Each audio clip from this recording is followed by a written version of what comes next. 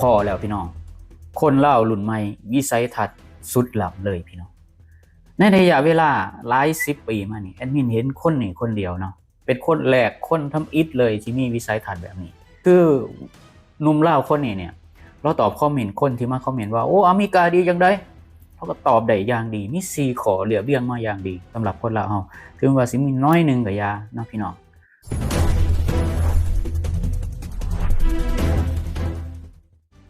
เพิ่นคอมเมนต์มาว่าอเมริกามีหยังจึงอยากไป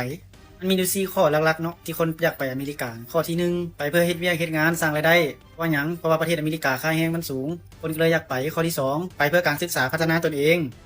เพราะหยังมหาวิทยาลัยงานวิจัยหรือว่าเทคโนโลยีมันระดับโลกหลายสายอาชีพถ้าอยากไปให้สุดต้องผ่านระบบการศึกษาของอเมริกานี่คือเหตุผลของนักเรียนหรือว่านักวิชาการคนเฮ็ดเวียกเป็นมืออาชีพเขาเลือกไปข้อที่3ไปเพื่อโอกาสทางธุรกิจเพราะว่าอเมริกานี่มันมีตลาดขนาดใหญ่ถ้าว่าไผมีไอเดียว่าเจ้ามีไอเดียมีสินค้ามีทักษะดีๆนี่เขาเปิดระบบให้เจ้าเพื่อเจ้าเฮ็ดธุรกิจแบบจริงจังข้อที่2น่าสนใจพี่น้องเนาะถ้าแม่นว่าระดับผู้นำเนาะเอาข้อที่2มานำใส่นี่ถือว่าดีพี่น้องเพราะว่าหยังบางคนก็สิบอกว่าอู้อเมริกาบ่ได้ดีดอกคือจังคนมาคอมเมนต์นั่นแหละเพราะว่าเขาได้รับอิทธิพลแนวคิดมาแบบนั้นพี่น้องสำหรับข้อที่1กับข้อที่3ที่4นี่คือแบบเบิดโอกาสลาวเฮาเพราะว่าล่าสุดนี่รัฐบาลของสหรัฐอเมริกานี่ก็ได้เอิ้นทูตของตัวเองกลับประเทศให้เบิดหนึ่งในนั้นก็มีประเทศลาวเนาะทั้งเบิด30ประเทศคือผลกระทบตามมาเนาะพี่น้องก็คือลาวนี่ก็สิพลาดโอกาสหลายสิ่งหลายอย่างโดยเฉพาะเรื่องโครงการที่ช่วยเหลือนี่ที่เคยช่วยเหลือที่ผ่านมานี่สิกลับมาเป็นคือเก่าอีกสิยากพี่น้องยากหลายพี่น้องคือแบบสหรัฐอเมริกานี่ก็ได้ให้โอกาสลาวแหละได้ส่งสิทธิ์ให้โอกาสเลยเทื่อนึงก็คือที่ผ่านมาบ่พอเดือนมานี่เนาะก็คือวันที่2ธันวาคือเป็นวันศาสตร์ของสปป.ลาวแล้วก็ประธานาธิบดีทรัมป์เนี่ยส่งสารอวยพรวันศาสตร์มาให้สปป.ลาวซึ่งมันบ่เคยมีพี่น้องสหรัฐสิมาอวยพรวันศาสตร์ลาวเนี่ยบ่เคยมีเขาอาจสิยื่นคำขาดหรือว่าให้โอกาสแล้วว่าลาวนี่สิตอบรับจังไดแต่สุดท้ายแล้วบ่เกิน2อาทิตย์ก็ได้ยินข่าวว่ามีรายชื่อของประเทศลาวในหันที่ห้ามเข้าประเทศเนาะนั่นแหละสมใจพี่น้องสมอกสมใจนั่นแหละที่บ่อยากคบบ่อยากสัมพันธ์ทำไมตรีกับอเมริกาแต่ว่าในความรู้สึกอาจสิบ่ได้ถึงขนาดนั้นแต่ว่าแนวทางปฏิบัตินโยบายของรัฐบาลลาวแต่ละยุคแต่ละสมัยนี่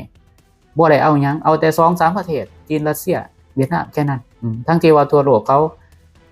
สัมพันธ์ทางมีตรีเบิด200ประเทศสนามบินประเทศไทยนี่มียุ่นขึ้นลงหรือว่าเครื่องบินขึ้นลงนี่มื้อนึงนี่เกือบ1,000เที่ยว2สนามบินสุวรรณภูมิกับดอนเมืองนี่ทุกประเทศขึ้นลงตลอดเว้นตลอดคืนเนาะพี่น้อง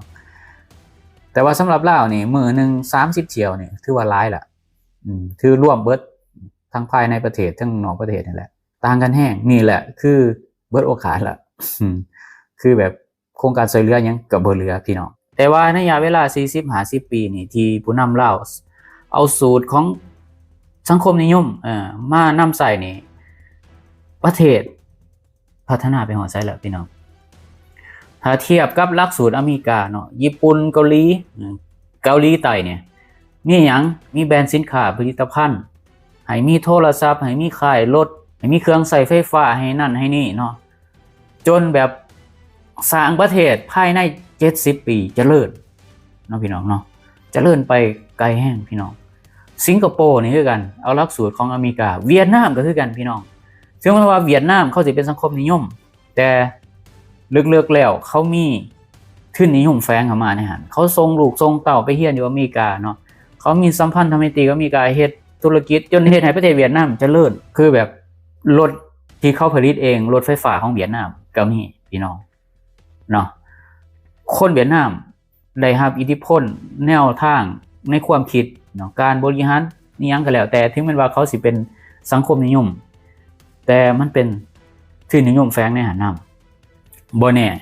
เวียดนามในอนาคตอาจสิเปลี่ยนแปลงไปในทางที่ดีเพราะว่าหยังสังคมมนุษย์เนาะ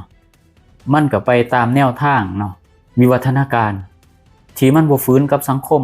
โดยรวมสังคมโลกสังคมส่วนหลายเนาะบ่ฟื้นความจริงฟื้นธรรมชาติฟื้นความต้องการกับสังคม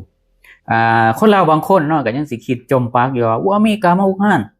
อันนั้นมันคือความคิดที่ยังอยู่ในอดีตพี่น้องในช่วงสงครามในช่วงขัดแย้งเนาะผลประโยชน์ในระดับโลกเนาะผู้ใดมีการทหารมีกองกำลังที่แข็งแกร่งกว่ามันก็เป็นธรรมดารัสเซียเองเนาะหรือว่าโซเวียตเองก็ยังมีอิทธิพลเหนือเวียดนามแล้วก็มาเผยแผ่อิทธิพลเอาอาวุธเอายุทโธปกรณ์เอาอีหยังก็แล้วแต่มาสนับสนุนเวียดนามเนี่ยมันก็บ่ได้แปลหรอกว่าอเมริกาเขาสิมาพี่น้องเพราะว่าหยังคือสองข่ายโลกมหาอำนาจนี่เขาก็มีการต่อสู้กันเพื่อญาติสิ่งอิทธิพลลัทธิคอมมิวนิสต์กับลัทธิประชาธิปไตยนี่มันขัดแย้งกันเนาะก็คือสุดท้ายแล้วเนี่ยคนก็เอียงไปทางทุนนิยมหลายกว่าสังคมนิยมทุกมื้อนี้เริ่มบ่เหลือแล้วพี่น้องก็สิเว้าแล้วบ่เหลือแล้วเนาะถึงมันว่าเวียดนามสิใช้ระบบสังคมนิยมจีนสิใช้ระบบสังคมนิยมแต่เขาบ่คือลาวพี่น้องเขายังมีทุนนิยมแฝงในหันเฮ็ดตามทุนนิยมจีนเองก็ยังมีผู้ปรึกษาเนาะของสีจิ้นผิงเป็นคนที่เรียนจบมาจากอเมริกาเฮ็ดการค้ากับอเมริกาเริ่มตั้งแต่เมาเจ๋อตุงเนาะพี่น้องท่านเมาเจ๋อตุงว่าจังได๋ท่านเมาเจ๋อตุงว่าแมวสิเป็นสีหยังก็ยาขอได้ว่าจับหนูได้ก็พอพี่น้องท่านเมาเจ๋อตุงก็เลยเปิดประเทศหลังจากที่ปิดประเทศมาตั้งแต่เริ่มก่อตั้งประเทศขึ้นมาประมาณเกือบ20ปีแล้วเปิดประเทศมานี่ก็ประมาณ 4-50 ปีแล้วก็ซ้ำกันกับลาวซ้ำว่าเฮ็ดให้ประเทศเขานี่เจริญพัฒนาเนาะเพราะว่าประชากรเขาหลายที่แรกประชากรของจีนนี่เป็นประชากรที่อดอยากเนาะประชากรที่ทุกข์ยากหลายหลังจากที่40ปีผ่านมานี่มีแต่ประชากรเจริญมีแต่ประชากรที่เขาร่ำรวยพัฒนาเนาะสร้างแบรนด์สินค้าผลิตภัณฑ์ที่มีขายอเมริกาเฮ็ดอยู่ในหันเนาะได้ว่าเป็นโรงงานของโลกก็ว่าได้เนาะประเทศเขาเนาะใช้ระบบกฎหมายคุ้มครองประชาชนถึงมันว่าเขาจะเป็นคอมมิวนิสต์เป็นสังคมนิยมแต่เขาบ่ได้เฮ็ดคือลาวเวียดนามเหมือนกันเขาก็บ่ได้เฮ็ดคือลาวกฎหมายเขาเข้มงวดเนาะมีความยุติธรรมคือผู้ใดคอร์รัปชันอยู่บ่ได้บ่มีการซื้อจ้างจอบอ้อยหยังทั้งนั้นเพราะว่าเขาเป็นสังคมนิยมที่แฝงทุนนิยมในหันแฝงโลกประชาธิปไตยอยู่ในหันเนาะเพราะว่าเขาปรับเปลี่ยนเขาพลิกแพลงสถานการณ์อันใดดีเขาก็เอาเขามานำใส่แต่ว่าสำหรับลาวเป็นยังบ่เปลี่ยนตามเวียดนามเพราะว่ายังมีเวียดนามกอมเก่าอยู่เบื้องหลังพี่น้องทั้งที่ว่าเวียดนามเฮ็ดจังนึงลาวเฮ็ดจังนึงเวียดนามเขาส่งลูกส่งเต้าไปเรียนอยู่อเมริกาแต่ว่าลาวบ่ยอมส่งไปน่ะส่งไปที่เวียดนามกับรัสเซียกับจีน3ประเทศเนาะหรือว่าอาจสิมีทางแบบเล็กๆน้อยๆเนาะก็บ่ปานใดหรอกพี่น้องที่แบบเบิ่งบางหลักสูตรซื่อๆนะพี่น้องแต่ที่ว่าก็สิว่าบ่ได้ส่งไปเลยก็บ่แม่นเนาะบางหลักสูตรทางด้านการแพทย์แต่ว่าทางด้านเศรษฐศาสตร์อีหยังนี่พอง่ายๆบ่ได้เปิดกว้างหลายปานนั้นนะพี่น้อง